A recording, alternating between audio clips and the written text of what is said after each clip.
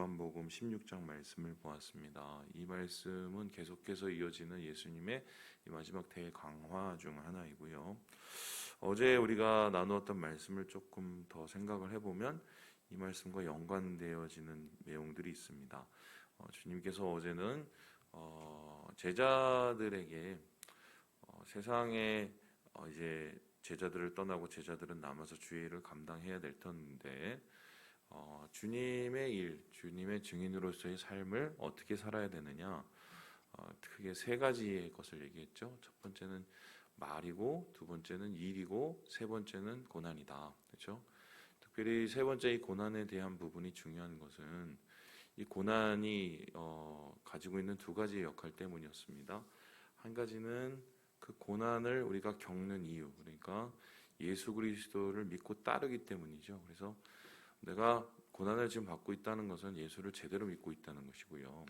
두 번째로 이 고난이 주는 의미라는 것은 이 고난을 이겨가는 과정 속에서 나타나는 힘입니다. 그래서 그리스도인들이 어떻게 이 고난을 이겨내느냐, 예수와 함께 이겨내고 예수님이 주신 힘으로 이겨낸다. 그래서 이 고난을 통해서 오히려 우리의 복음이 사그러드는 것이 아니라 오히려 더 빛나고 드러내는 이 일을 감당하게 된다. 예수님께서 이제 그 말씀을 하셨죠.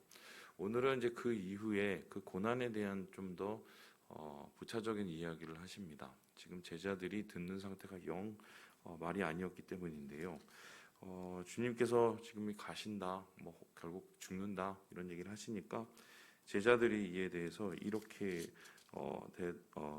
이 반응을 보였습니다. 우리 함께 6절의 말씀을 같이 한번 읽어보도록 하겠습니다. 6절 말씀입니다. 시작.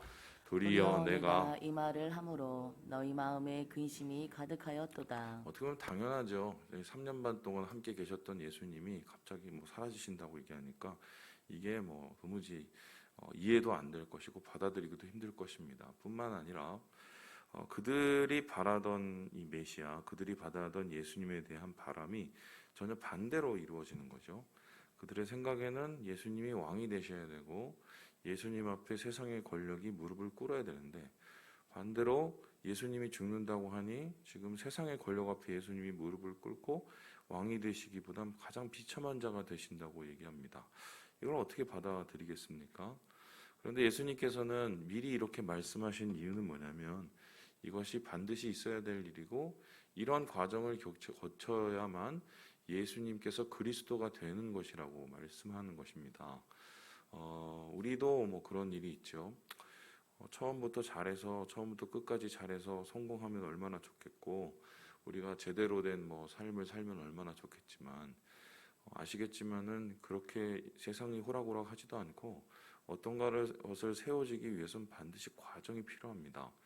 그 과정 속에서 우리가 근심과 걱정을 당하는 것은 당연한 것이고 고난과 환난을 경험하는 것도 당연한 것이지요. 저는 목회가 열심히만 하면 잘 될 줄 알았어요. 근데 그게 아니더만요. 그래서 나중에 제가 여러 일을 겪으면서 느꼈던 거는 참 그때는 억울하고 답답하고 참 그때는 참 깜깜하고 그랬는데 이게 왜 나한테 이런 일이 있냐 이런 생각이 들었는데 지금 돌이켜 생각을 해보면 하나님이 이제 과정이었던 것 같아요. 먼저 목회를 하려면은 목사가 돼야 될 거 아니에요. 목사는 배워서 되는 것도 아니고 라이센스를 받아서 되는 게 아니거든요. 하나님이 만들어 가시는 거고 또 우리 역시 성도가 말만 성도가 아니라 진짜 성도가 된다는 것은 예수를 닮아가는 것인데 예수님을 닮아가기 위해서는 예수와 함께 죽고 예수와 함께 살아나야 되는 건 아닙니까? 그래서 우리 삶 속에서의 질고와 고난은 어떻게 보면 그 과정, 바로 예수님이 그리스도가 되는 과정이고 우리가 성도가 되가는 과정이고 제가 목사가 되는 과정이라고 해도 과언이 아니라고 얘기할 수 있겠습니다. 그래서 예수님께서는 제자들에게 안심을 시켜주시기 위해서 말씀을 하셨죠. 근데 안심이 됐을까요? 안 됐을 거예요. 분명히 안 됐을 거예요. 그럼에도 불구하고 예수님께서 이 말을 하신 이유는 뭐냐면은 나중이 되면 그들이 이것을 기억하게 하기 위한 것이라 하는데요. 우리 함께 우리 4절의 말씀을 같이 한번 읽어보겠습니다. 4절입니다. 시작. 오직 너희에게 너희에게 이 말을 한 것은 너희로 그때를 당하면 내가 너희에게 말한 이것을 기억나게 하려 함이요 처음부터 이 말을 하지 아니한 것은 내가 너희와 함께 있었음이라. 처음에 얘기해봤자 뭐 받아들일 수가 없는 수준이었고 이제는 이제 예수님 가실 때가 됐으니까 미리 말을 한다. 그래서 그때 되면 내 말이 뭔지를 알 것이고 당황치 말라. 고난을 받아도 그것이 과정이라고 생각해라. 이렇게 얘기하고 있습니다. 그리고서는 예수님께서 그 고난을 이길 수 있는 힘, 바로 예수님의 힘이 무엇인지를 얘기하십니다. 그것은 다름 아니라 성령이었습니다. 그래서 성령님께서는 그들에게 오셔서 그들을 돕는 보혜사가 되시는데요. 그 보혜사의 수준이 어느 수준인가? 7절을 보면 이런 말이 나와요. 내가 떠나가지 아니하면 보혜사가 너희에게로 오지 아니할 것이다. 그러면서 오히려 내가 떠나가는 것이 유익이다 할 정도로 이 보혜사 성령, 예수님과 동일한 일을 하시는 보혜사 성령이 어느 정도의 역할을 감당하시는지를 예수님께서 이야기하십니다. 그러니까 왜 예수님보다 더 나을까 한번 생각을 해보면 예수님에 대해서 말씀하시고 예수님에 대해서 증언하시고 예수님이 하신 일들을 함께 하시고 예수님처럼 우리와 함께 하시죠. 그런데 예수님께서는 생각을 해보시면 인간의 몸에 국한되어 계셨단 말입니다. 이 땅에 계실 동안. 그러니까 아무리 예수님께서 뭐 기적을 보이시고 그러셨지만 그래도 예수님이 이때까지 만일 살아 계시면 혹 이 땅에 계셨다면 우리가 예수님을 말씀을 듣기 위해서는 이스라엘에 가거나 아니면 뭐 요즘은 뭐 유튜브 촬영을 했겠죠. 그 정도 수준일 거예요. 그래서 뭐 생생한 현장을 본다고 할지라도 인격적인 만남이 안 일어나죠. 인격적인 만남과 교제 가운데에서 예수님을 만나는 것인데, 근데 성령은 어떤 일을 하십니까? 예수님과 내가 인격적으로 만날 수 있도록 내 안에 거주하시고 내 안에 사시고 내 안에 함께 관계를 하시죠. 그러니까 그런 의미에서 이 보혜사 성령이 예수님보다 우리에게 더 큰 일을 하실 수도 있다. 더 유익이 되는 일을 하실 수 있다. 예수님께서 그 부분을 더 강조하신 것 같습니다. 그러면서 실상 이 보혜사 성령이 우리에게 오셨을 때 그럼 어떤 일을 하는가라고 얘기하십니다. 이것에 대해서 한 4가지 정도를 얘기하는데요. 크게는 2가지, 작게는 4가지. 이 첫 번째는 세상에 대한 부분, 성령과 세상에 대한 부분이고요. 2번째는 바로 제자들에 대한 부분입니다. 그런데 성령이 세상에 대한 부분을 가리켜서 이렇게 얘기를 하고 있습니다. 우리 함께 8절의 말씀을 같이 한번 읽어보겠습니다. 8절입니다. 시작. 그가 와서 죄에 대하여 의에 대하여 심판에 대하여 세상을 책망하시리라. 그러니까 성령님께서 세상 속에서 하시는 일은 죄와 의와 심판을 책망하는 것이다 라는 겁니다. 그러면 이 말은 어떤 뜻인가요? 죄에 대한 정의, 의에 대한 정의, 심판에 대한 정의가 세상이 다르다는 겁니다. 그래서 세상의 죄, 세상의 의, 세상의 심판이 다른 심판, 다른 죄, 다른 의이기 때문에 성령님께서는 이게 틀리다는 것을 드러내시는 거죠. 그래서 예수님이 바로 의이시고 예수님이 심판주이시고 예수님을 의지하는 것이 바로 진리라는 것을 증명하시는 분이 성령님이시라는 겁니다. 그래서 이에 대해서 예수님께 좀 세분화되어서 죄와 의와 심판이 왜 성령님께서 이루어지시는 사역인지를 이야기하시는데 이게 조금 난해해요. 사실 이거를 여러분께 오늘 설교를 다 하려면 좀 시간이 오래 걸려요. 이거 신학교에서도 이걸 많이 다루는 부분인데 뭐 제가 자세하게는 못하지만 아주 쉽게 좀 단순하게 좀 고민을 해봤거든요. 우리 함께 우리 9절의 말씀을 같이 한번 읽어보겠습니다. 9절입니다. 시작. 죄에 대하여라 함은 그들이 나를 믿지 아니함이요. 예수님을 믿지 않은 게 죄죠. 근데 죄는 다른 죄도 많습니다. 그죠? 죄가 뭡니까? 결국 하나님과 나뉘어지는 거죠. 하나님이 원하시지 않는 것을 하는 것이고 빗나가는 것을 뜻합니다. 그래서 하나님의 기준은 그 당시 율법이었고 율법의 기준을 반대되는 것을 죄를 짓는 거라고 했습니다. 근데 결국 그 율법은 하나님이 주신 것이고 예수님은 이 땅에 보내신 하나님의 아들이신 거예요. 그러니까 예수님께서는 그 율법을 완성하셨죠. 그 율법을 이루셨죠. 성취하시고 그 율법을 사랑이라는 단어로 다 묶습니다. 그러니까 예수님을 따른다는 것은 율법의 기준을, 율법의 본질을 따르는 것이고 그 하나님 사랑, 이웃 사랑을 통해서 하나님이 원하시는 삶을 사는 것이죠. 그런데 그러한 이 예수님의 길을 거부했습니다. 왜 거부했을까요? 그들 마음속에 그게 죄라고 생각 안 하고 그들 마음속에 다른 의와 다른 생각이 가득 찼기 때문이죠. 그래서 하나님을 믿는다고 생각하고 하나님을 따른다고 생각하면서 예수님을 죽인 거예요.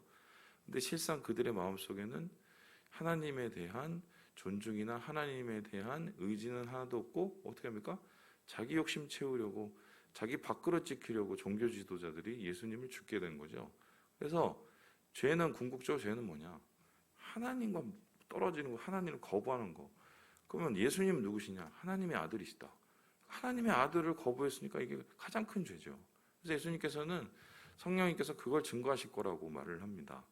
두 번째는 의인데요. 우리 함께 10절의 말씀을 같이 한번 읽어보겠습니다. 10절입니다. 시작. 의에 대하려 함은 내가 아버지께로 가니 너희가 다시 나를 보지 못함이요. 의는 무엇입니까? 의는 바름을 뜻하죠. 바른 길을 뜻합니다.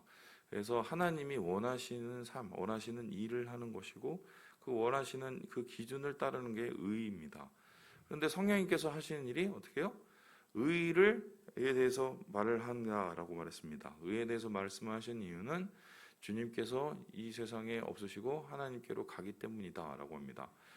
예수님께서 계실 때는 의의 말씀들을 전하셨단 말이죠. 근데 무엇이 바르고 무엇이 옳고 무엇이 하나님이 원하시는 길이라는 것을 뭐 산상수훈이나 여러 말씀을 통해서 얘기하셨어요. 근데 그게 없어요. 이제 예수님이 없어요. 그럼 어떻게 해요? 그것을 남아서 예수님의 말씀을 기억하게 하고 예수님이 말씀하셨다는 게 진짜고 그게 길이요 생명이었다는 것을 증언하시는 역할을 하는 게 바로 성령님이 하시는 것이죠. 그래서 예수님 이후에 예를 들어서 바울을 한번 생각을 해봅시다. 자기가 하는 일이 맞다고 생각하고 그리스도인들 주기로 다녔단 말이에요. 근데 어떻게 했습니까? 그게 틀렸다는 걸 깨닫고 진정한 의가 예수님이라는 걸 알게 됐죠. 그리고 예수님 진정한 의 앞에 자기가 죄인이라는 것을 깨닫게 됩니다. 그죠? 그래서 성령님이 그것을 하시죠. 그의 마음을 두드리시고 진짜 의를 가리키신 거죠. 바로 이게 세상에 대해서 하나님께서 하시는 성령 하나님께서 하시는 거고요. 마지막으로 이 세상에 대한 부분을 이렇게 얘기합니다. 우리 11절 말씀을 같이 한번 읽어보죠. 시작. 심판이라 대하라 함은 이 세상 임금이 심판을 받았음이라. 심판을 받았다. 여러분 임금이 원래 심판을 하는 겁니다. 그래서 예수님도 빌라도라는 총독, 당시에는 유대의 왕이라고 할 수 있는 빌라도라는 총독 앞에서 그리고 대제사장 앞에서 그 당시에 꼭두머리라고 할 수 있는 그 임금 앞에서 심판을 받았어요. 그런데 그 심판은 가짜 심판이었죠. 그들이 심판하는 것이 아니라 오히려 심판을 받게 됩니다. 결론적으로 하나님의 의의 기준에 미치지 못하고 이들은 죄인을 짓게 되고 한마디로 지옥 가는 거죠. 그래서 주님께서는 성령을 통해서 진짜 이 세상의 심판주는 누구시냐? 예수를 믿고 예수를 따르는 자는 심판을 우리가 받지 아니하고 받아도 주님께서 우리를 위해서 변호하시고 반대로 자기가 심판주가 되어서 세상을 심판하려고 하는 자를 주님께서는 처단하신다. 오늘 요한복음 11장에 세상에 왜 성령이 일하시는가? 죄, 의, 심판, 진정한 이 죄와 의와 심판이 무엇인지를 가르치시기 위해서 그러셨다라고 합니다. 그러면서 예수님께서는 그렇다면은 제자들에게 이 성령님이 하시는 일이 무엇인가를 얘기하시는데요. 우리 함께 우리 13절을 읽고 우리 마무리를 해볼까요? 13절입니다. 시작. 그러나 진리의 성령이 오시면 그가 너희를 모든 진리 가운데로 인도하시리니 그가 스스로 말하지 않고 오직 들은 것을 말하며 장래일을 너희에게 알리시리라. 예수님께서 성령을 보내시면 그 성령은 인도자의 역할을 하시고 그 성령은 우리 옆에서 위로와 권면을 하시는 위로자의 역할을 하십니다. 이 성령을 나타내는 보혜사라는 이 말 자체가 파라클레이토스죠. 이 파라클레이토스라는 것은 옆에서 말하고 권면하고 인도하고 보호해주는 사람을 뜻합니다. 그래서 예수님께서 하신 그 일을 성령님께서 계속 이어가실 것이요, 예수를 믿고 예수를 따르는 모든 자에게 성령을 주셔서 그 성령을 통해서 주님의 진리로 인도하게 되는 이 역할을 감당한다라고 말합니다. 자, 그렇다면은 이 말씀이 오늘날 어떻게 적용이 될까요? 엉망진창이죠. 세상이 다 진리를 말하지만 진리가 없어요. 그죠? 세상이 이게 무슨 다 바르다고 얘기하지만 다 얘기 들어보면 다 지네 나름대로의 기준이고, 세상이 무슨 심판을 하지만 보세요. 검사, 판사, 또 뭐 세상에서 심판을 얘기하는 권세자들, 그 기준이 얼마나 나중에 지나고 나서는 그 비뚤어진 기준인지를 지금 TV나 이런 것을 통해서 계속 고발되지 않아요? 진정한 의와 진정한 진리이신 예수님만이 이 모든 것을 채우실 수 있고요. 그리고 우리에게 있는 그 성령이 그 진리로 우리를 이끌어 가시는 겁니다. 그러면 성령님께서 우리를 어떻게 진리로 이끌어 가실까요? 찔리죠. 진짜 성령이 우리에게 있으면 우리가 하나님이 원하시지 않는, 예수님이 원하시지 않는 예수와 다른 길을 가게 되면 괴롭습니다. 성령이 하시는 가장 큰 일은 우리를 위로하시는 일뿐만이 아니라 우리를 괴롭게 하고 근심하게 하는 것이에요. 어떻게 근심하게 합니까? 우리의 죄에 대해서 근심하게 하시고 우리가 하는 행동에 대해서 다시 돌아보게 하세요. 그래서 어떻게 해요? 그거를 뉘우치게 하시는 분이 성령이세요. 그래서 제가 항상 얘기하지만 예수 믿으면 사람이 변하는 게 맞아요.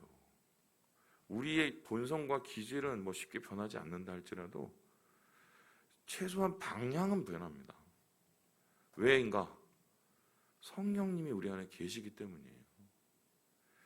성령에 의지해서 성령의 음성을 들으려고 노력을 하면 도둑질을 하겠어요? 도둑질을 해도 찔려서 그거에서 돌이키죠. 그리고 어떤 누구에게 피해를 줘도 그게 찔려서 주님 앞에 회개하고 그 사람에게 용서를 구하는 게 이게 성령이 하시는 일이거든요. 그래서 왜 이렇게까지 얘기하면 좀 죄송하지만 그 기라성 같은 그런 목회자들이나 혹은 우리가 의지하던 그런 이 신앙의 선배들이 그렇게 순식간에 무너졌을까? 여러 이유가 있겠지만 제일 중요한 이유는 성령의 음성을 듣지 않기 때문이에요. 성령의 찔림을 무시하기 때문이죠. 목사님 잘 안 들려요. 잘 모르겠어요. 안 들리는 게 진짜 맞을까요? 무시하는 건 아닐까요? 주님 안에서 이 성령님께서 하신 일을 다시 한번 기억하시고 우리를 위로하시고 우리를 인도하시고 우리를 주님께로 이끄시는 이 성령과 함께 오늘 하루를 승리하시고 또한 주님 안에서 은혜로 함께 하시는 우리 모든 형제 자매들 되시길 주님의 이름으로 축원합니다.